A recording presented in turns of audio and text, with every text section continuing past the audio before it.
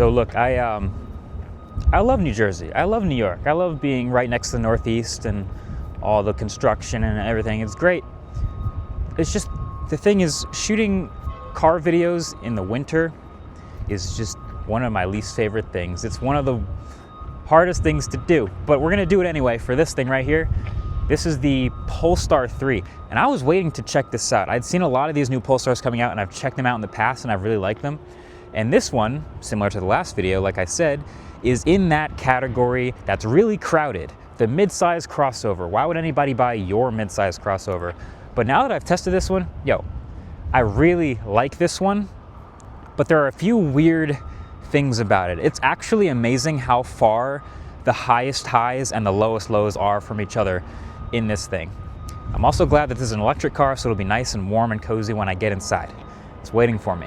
But we gotta show you the outside first. So this is the Polestar 3. This SUV is gonna start at around $67,000, but that would be for the single motor lowest end one, and you can spec them right up all the way into the 80,000s. And this is the performance spec. This is dual motor, all-wheel drive, really top tier trim. And I think it looks phenomenal. Actually, they do a lot of this print stuff with Polestar, so you can see the specs right on the side. There you go, 111 kilowatt hour battery. But design-wise, I love it. First of all, this is a sloping, low roof line, much lower than, the Acura we just saw, and a lot of other cars in this segment have higher roof lines, so you would think that headroom would be a concern, but we'll get inside in a second. You'll see it's not, which is great. You've got these big diamond cut wheels, yellow brake calipers, and then the front design I think is really nice. If I was designing an EV that had to be aerodynamic but still has angular elements, this has got it. So you see these sort of lines and dots and the text thing that they do, but also this here is a wing, fully functional front wing on the Polestar 3. This is creating downforce, and that sort of smooths the air over the top of the car, again with this low roof line, to this rear wing. And this is also fully functional aero. There's not a lot that I don't like about what they did with this car. I think some people might not like this one little kind of cheesy looking piece at the back, but that is still functional for aerodynamics. You've got this tail light bar back here that I also think looks good. Again, pretty low roof line. But in general, I like the look of this. This car's design is nice. It's got a lot of bars, a lot of thin lines, your blinkers, your headlights. Good stuff, even a good color. I think honestly it's cold. Hey guys. Oh God, hi. The best compliment that I can give a car, I think, is that this is how I would have designed it. Like this, if I was designing a car, this is what I would have done. And I love that about a lot of pieces of this car. But geez, we should just get inside because number one, that's a little much for me. But also number two, it's freezing. Also point out right here, really thin bezels on the mirrors. It's a subtle thing. And then this is the key card, which you actually, fun fact, you would normally think to tap it right here. This is the sensitive spot for the key card to lock and unlock the Polestar 3. If you tap it here, nothing happens. Got to tap it over here. So the door handles come out from being flush. You pop it open there and you get inside. And now we are warm and cozy in the driver's seat. And that's where the key goes. So this interior, again, strikes a lot of balance between the world of like Tesla, the super, super minimal, screens and nothing else being features inside the car, and actually having nice materials. It still leans a little bit too far towards the minimalism, and I'll show you why in a second. But look at this angle right here. Just this, right? You've got a nice black headrest with that nice text right there, super thin font, heated and cooled seats, and the nice bright yellow seat belts. I think that is sick. That is a great look. These are very comfortable seats. You can see them. They have adjustments, so this sort of thigh support comes out as well. The whole theme of the entire car is sort of black and yellow, and it's consistent, so the HUD is up there, but you also have a screen behind the steering wheel, and then you have this single screen in the center. But you do still have manual HVAC controls, and they're kind of nice looking. You've got this dry wood and a bunch of different materials around the cabin. This sort of opens up here, and you can see this one central piece of storage. This is more open than it was in the Volvo, but I still don't think, I'm never using this storage. What is this for? A water bottle? What is it? Who puts things back here? I don't know. It's kind of hidden. But two USB-C ports back there. And then you've got the center, which is your volume knob and play pause, which is a nice little, single physical element there. This is, again, one wireless charger, not two, but you put your phone sideways here, or you put your key card there. And then you got your two cup holders. So this is the inside of the Polestar 3. And then, okay, this is, again, just a little bit too, just a tiny bit too digital, right? So these are all sort of unlabeled soft buttons on the steering wheel, but you press them and they sort of activate things inside the car. And when you're driving, you put your hand on that part of the steering wheel and it tells you what it's going to do when you press it. So I press my finger on the bottom one right there. It says, oh, that's going to be able to change your menus and views. If you press your finger on the top one, that's your voice assistant, which is the G word, voice assistant.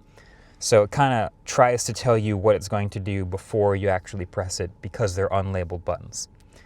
I don't like this though. They decided to only do one set of window controls and then you hit that button to do the back windows. So only one set and then a capacitive button. That's like a money-saving measure thing that I don't love about it. So it's crazy. My take is that this interior, this car in general, is amazing. And it's amazing because how could one car have so many awesome design elements? This thin bar right here, this awesome black and white contrast and the stitching and all of this stuff.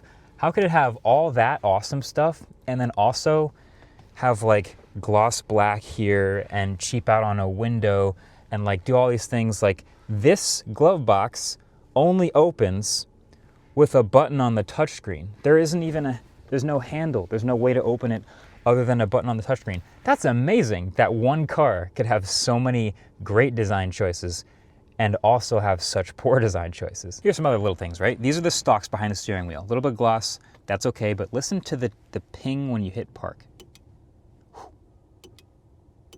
That's nice. That's a nice feeling. That's just a tiny little thing, but the click there when you hit park.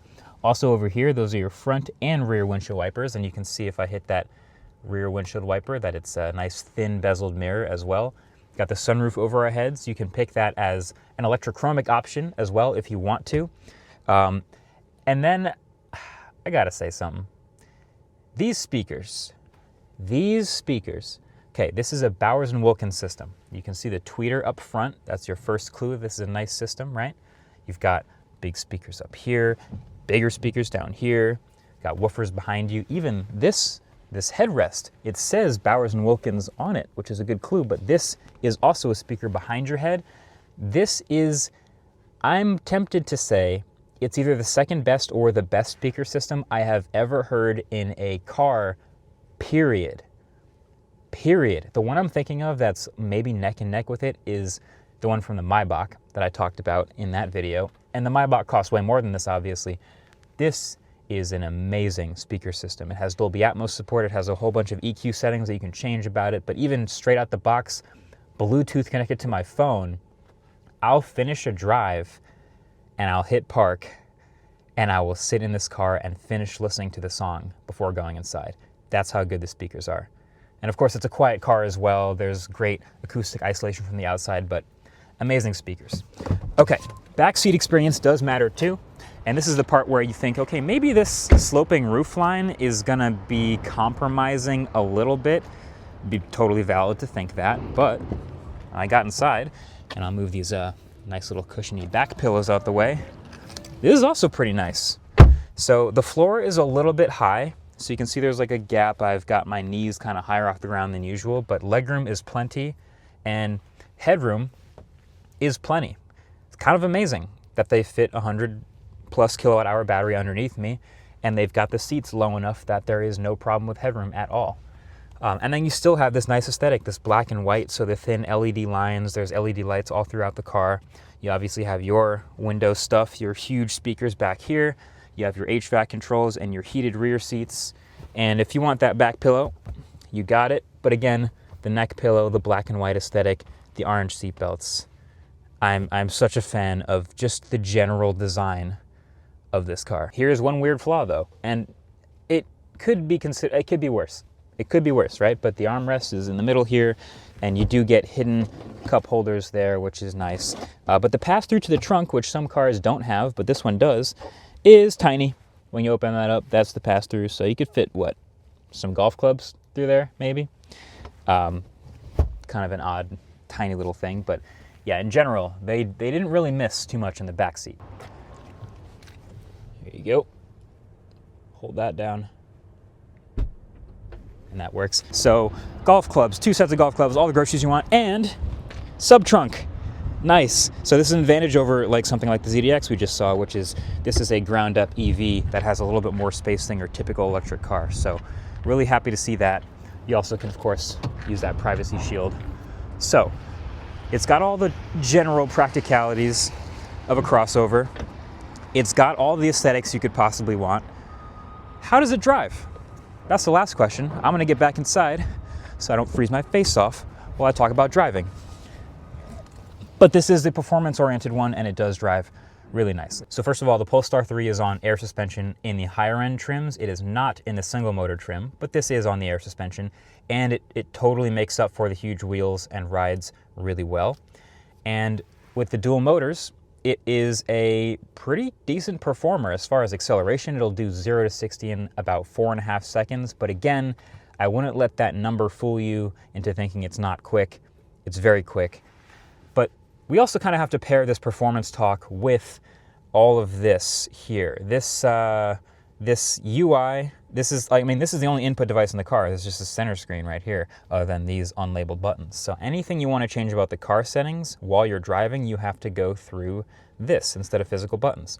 In order to change the performance modes in the car, and you can see the performance thing right here, and this always has the performance button right here, but then I have to go to settings and then drive to access all the rest of the performance stuff. So you can turn on sport traction, you can turn on creep or turn off creep.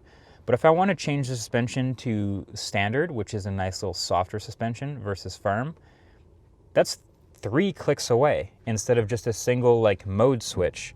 The performance button that's always down here at the bottom all the time, that is going back and forth just between the drive performance, where'd it go? Power delivery setting. So performance is the fastest. That is all-wheel drive all the time, full power, full traction, always available. The range setting, which you can switch it to at any time, essentially decouples the front and rear motors, and it makes it only a front-wheel drive car for the most part. So if you don't need a whole bunch of power, it should be totally fine. You drive around town, you're cruising on the highway, front-wheel drive all the time, maximum efficiency. That is the lower powered motor. And so that should give you the most range. Unfortunately, this car does not have that much range. Again, it's kind of amazing that it can do all of that. It can decouple the front and rear motors. And even if you stab the accelerator, it takes about 0.7 seconds to re-engage the rear motor and give you all of the power back. But even with all that tech, the range in this car is not that great. This dual motor version will give you about 270 miles of range on 100% charge. Wish it was more. But that's fine. In performance mode, awesome straight line acceleration, awesome handling. If you harken back to the Polestar 2 BST I reviewed, it's kind of awesome what they're able to do with these cars. But then, yeah, you have to deal with all of this touchscreen stuff, which I think looks really nice, but is not the most functional. Again, the glove box is the touchscreen button. I think that says a lot about what they're doing with the software of this car. You can log into Spotify, you can do all the Dolby Atmos stuff, you can sort of rearrange these most frequently used apps at the bottom. But yeah, this is one of the things you'll have to get used to if you use this car, which is some things are several clicks away. If I want to turn on seat heating, it's two clicks away instead of one. Instead of just having a button somewhere, it's 2 clicks. If I want to adjust the fan speed, there is no fan adjustment. I have to go in here and then change fan speed here, or change where the air is blowing manually here, and do this while you're driving. I don't want to do that while I'm driving. So yeah, the Google stuff works great. And if you navigate somewhere that's out of the range of the car, it'll stop at a charger and tell you how long to charge. It'll do all that great stuff. So yeah, it's kind of a mixed bag. It is really beautifully designed, but not the most functional thing in the world. And that's basically the story of the Polestar 3. I'm, at the end of the day, it's kind of like I have a crush on this car, but I know it's not for me. Like I haven't seen that many EVs with a front wing like that right there, or the sloping roofline, or the rear wing. I think that's awesome. The design elements of this car are all great. If I designed a car, it would look a lot like this, but then it has this weak range. It has this kind of a fitsy UI that's not super intuitive. It's missing some physical buttons. And the speakers are incredible, but I just don't want to drive this car for road trips. So yeah, it's a tough one. I like a lot of things about it. It's amazing, but that gap is crazy. Keep working on it though, Polestar, please. Please don't stop working on these. All right, thanks for watching. Catch you on the next one. Peace.